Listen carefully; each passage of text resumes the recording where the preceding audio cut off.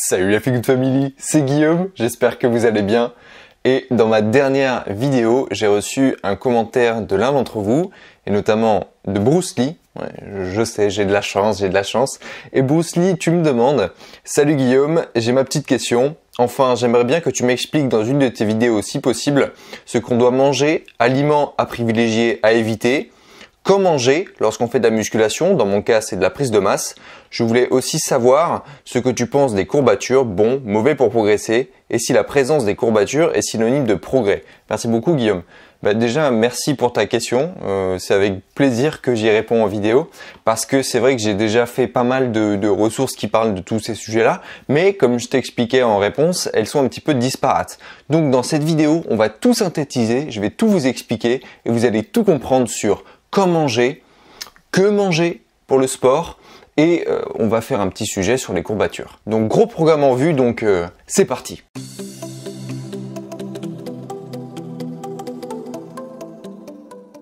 Ce que je vous propose, c'est que pour commencer, on s'intéresse à quand manger. Quand manger avant le sport, quand manger après le sport. Avant le sport, c'est important de laisser le temps à votre organisme de digérer correctement. Je pense que vous avez déjà fait l'expérience, il n'y a rien de pire que de faire du sport avec le ventre vide. On a la digestion et l'activité musculaire qui sont deux systèmes qui sont en train d'essayer de fonctionner en même temps, ça marche pas du tout.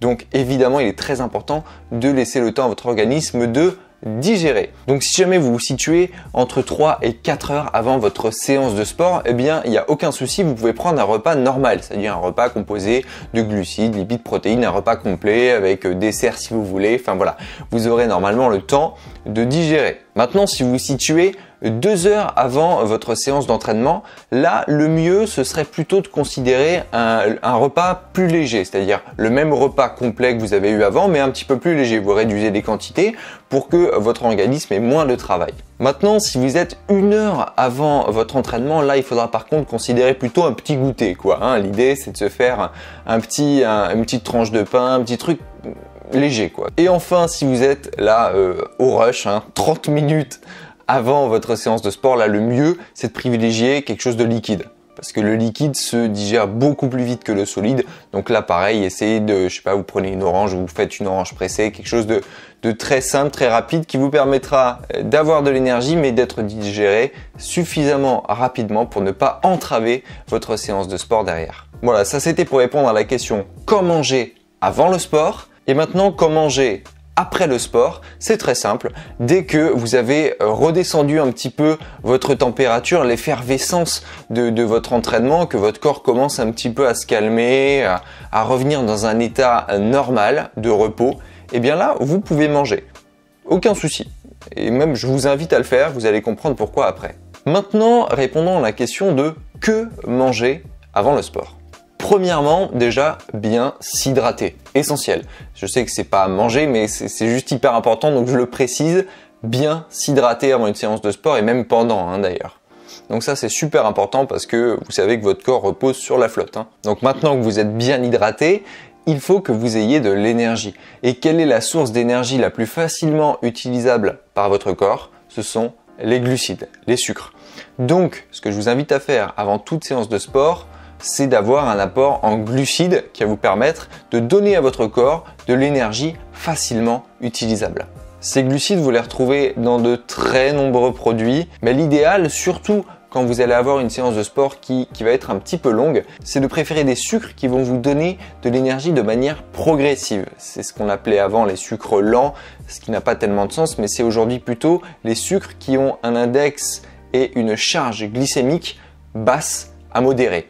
Et ça, c'est typiquement les céréales complètes, par exemple, le riz complet, les pâtes complètes.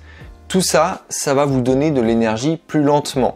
Vous avez aussi le sarrasin qui est intéressant. Le quinoa, c'est pas une céréale, c'est une graine, mais c'est aussi assez intéressant pour donner de l'énergie sur la durée. Et si jamais vous allez avoir une séance de sport qui va vous demander beaucoup de force, une séance de force typiquement, de strongman, je sais pas, si vous faites de la musculation avec très peu de répétitions, quelque chose de très lourd par exemple, eh bien n'hésitez pas à consommer aussi des lipides.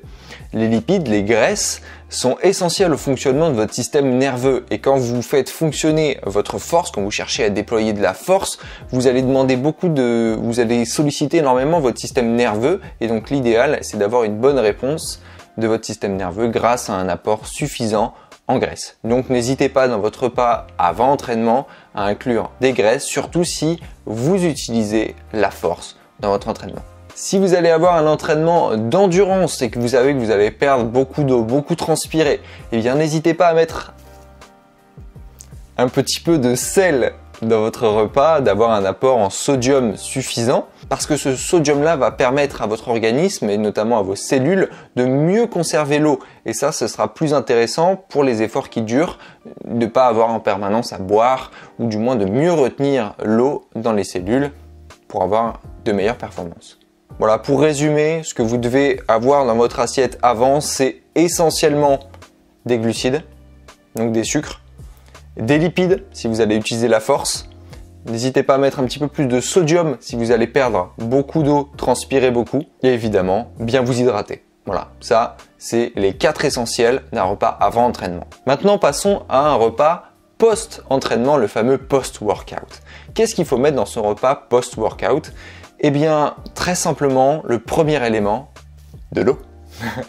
Évidemment, après votre séance de sport, vous avez perdu beaucoup d'eau. Normalement, plus ou moins si vous avez évidemment eu un entraînement qui vous a fait beaucoup transpirer. Mais pensez toujours à vous réhydrater. Très important. La base, l'eau. Donc, on se réhydrate. Une fois qu'on est réhydraté, on peut maintenant passer aux protéines. Voilà à quoi elles servent les protéines quand on est sportif, c'est à reconstituer les micro-traumatismes que le sport a occasionnés sur vos muscles. Vous avez eu des micro-déchirures, vous avez abîmé vos muscles en les utilisant lors de l'exercice physique et donc les protéines vont avoir pour fonction de réparer ces micro-traumatismes. Donc apport en protéines, viande, poisson, œufs, légumineuses, produits à base de soja qui est aussi une légumineuse, donc vous avez tofu, vous avez le tempeh, enfin il y a énormément d'alternatives. Dites-vous bien aussi que, dans des proportions différentes évidemment, mais dans chaque aliment vous avez des protéines. Même dans les fruits vous avez des protéines, c'est la condition sine qua non du vivant, la protéine. Donc voilà, vous faites pas trop de soucis non plus, mais effectivement après une séance de sport, essayez de privilégier les sources de protéines plus importantes, comme celle que je viens de vous citer par exemple. Ensuite, si jamais votre séance de sport a été très intense, elle a été peut-être longue aussi, et que vous avez beaucoup utilisé vos muscles, eh bien il y a de fortes chances que vos stocks de glycogène, donc c'est le sucre que votre corps stocke dans vos muscles notamment et votre foie, et qui vous donne de l'énergie, eh bien il est possible que dans le cadre d'une séance intense ou une séance longue, vous ayez tapé dans ces stocks et que vous les ayez pratiquement vidés. Donc, comment on fait pour reconstituer les stocks de glycogène? Eh bien, on consomme des glucides, des sucres. Donc, après votre repas, vous allez aussi pouvoir manger des glucides. Donc, ça peut être flocons d'avoine, ça peut être le blé, comme je vous le disais juste avant, avec l'exemple des pâtes, ça peut être le riz, ça peut être, voilà. Il y a plein de choses. Ça peut être aussi des légumineuses. En plus d'avoir des protéines, les légumineuses contiennent aussi pas mal de glucides. Donc, ça peut être un aliment intéressant après l'entraînement. Voilà, juste quelque chose à noter, c'est que les fruits vont pas être forcément super intéressants après l'entraînement pour reconstituer les stocks de glycogène, puisque les fruits contiennent principalement du fructose, et le fructose ne peut pas être converti en glycogène musculaire, il sera simplement converti en glycogène hépatique dans le foie. Donc ça nous intéresse moins, évidemment, pour reconstituer nos stocks de glycogène musculaire, puisque le fructose ne sera pas transformé en glycogène musculaire. Ensuite, on en parlait tout à l'heure, mais encore une fois, et oui, le sodium, notamment si vous avez beaucoup transpiré, bah là, n'hésitez pas non plus à saler un petit peu plus vos plats, hein, comme ça vous allez pouvoir rééquilibrer votre organisme. Et aussi, pendant la séance de sport, il y a son homologue au sodium qu'on appelle le potassium, hein, ils marchent ensemble les deux, sodium-potassium, c'est un espèce d'équilibre qu'il y a entre les deux. Et bien le potassium, il a aussi subi des pertes un petit peu pendant l'entraînement, donc ouais, pas hésiter à consommer des aliments qui vont être riches en potassium pour rééquilibrer ces taux-là. Donc les aliments riches en potassium, vous avez typiquement la banane, c'est le plus connu. Mais vous avez aussi les épinards, vous avez aussi les noix, les noix, noix de cajou, et les amandes aussi, il y a du potassium dedans. Les pois aussi, vous avez le chocolat noir. Le chocolat noir contient aussi du potassium. Et enfin, dernier point, là c'est un point un petit peu plus complexe, mais lorsque vous faites une séance de sport, que vous avez une activité physique, il y a un phénomène qui se produit, c'est ce qu'on appelle l'ischémie reperfusion. Donc c'est un terme hyper compliqué pour expliquer quelque chose de très simple, c'est que quand vous faites du sport, votre sang il est principalement dirigé vers vos muscles.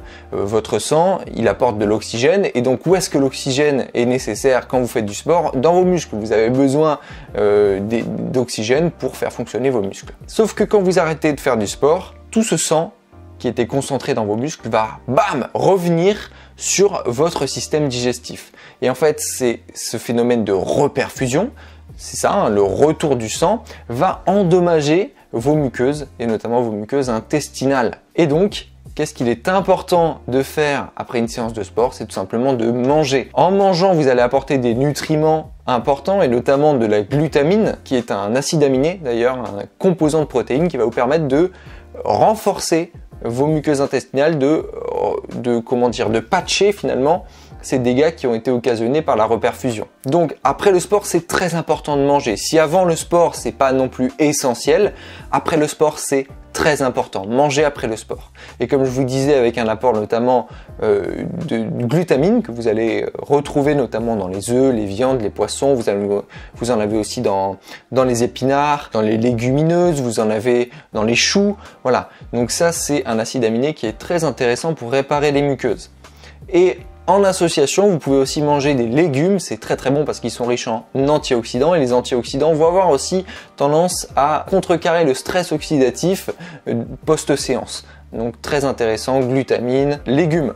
Donc pour résumer, après une séance d'entraînement, on va favoriser les sucres, on va favoriser les protéines, on va favoriser le retour de l'équilibre sodium-potassium, on va s'hydrater évidemment et on va surtout manger principalement glutamine et légumes. Glutamine que vous retrouvez, je répète, dans les œufs, les viandes, les poissons, les choux, les épinards, voilà, dans toutes ces choses-là. Moi, j'espère que toute cette partie alimentation était claire. Maintenant, on va passer à ta dernière question, Bruce Lee, qui concernait notamment les courbatures. Donc les courbatures, on va faire très très simple. Non, ce n'est pas signe de progrès du tout. Elles sont simplement le résultat d'un effort physique inhabituel. Tu as fait un effort physique que ton corps n'a pas l'habitude de faire et donc en conséquence, tu as créé des micro-traumatismes dans tes muscles notamment. Et ces micro-traumatismes que tu as créés, ils vont occasionner des réactions inflammatoires. Et c'est cette réaction inflammatoire qui fait que tu as cette sensation désagréable de courbature, de douleur. Donc non, pas un signe de progrès, oui, signe que tu as fait quelque chose que tu n'avais pas l'habitude de faire. Et pour les faire passer, en général, il faut attendre, il n'y a que ça. Et ce que je fais moi personnellement, c'est que j'ai tendance à bouger.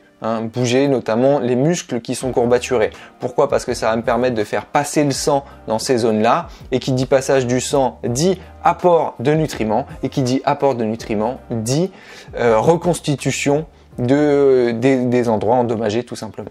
Voilà Feel Good Family, j'espère que cette vidéo n'était pas trop longue et suffisamment compréhensible. Dites-moi en commentaire ce que vous en avez pensé, n'hésitez pas à me poser les autres questions que vous auriez en suspens suite à cette vidéo. Je me ferai un plaisir d'y répondre. Si cette vidéo vous a plu, n'oubliez pas le gros pouce bleu en bas de la vidéo qui fait toujours super plaisir. Partagez cette vidéo autour de vous. Abonnez-vous à la chaîne si vous n'êtes pas déjà abonné. Et activez la cloche des notifications si vous voulez être notifié à chaque fois qu'une nouvelle vidéo sort. Mes réseaux sociaux dans la description. Moi d'ici là je vous dis à la prochaine. Let's feel good!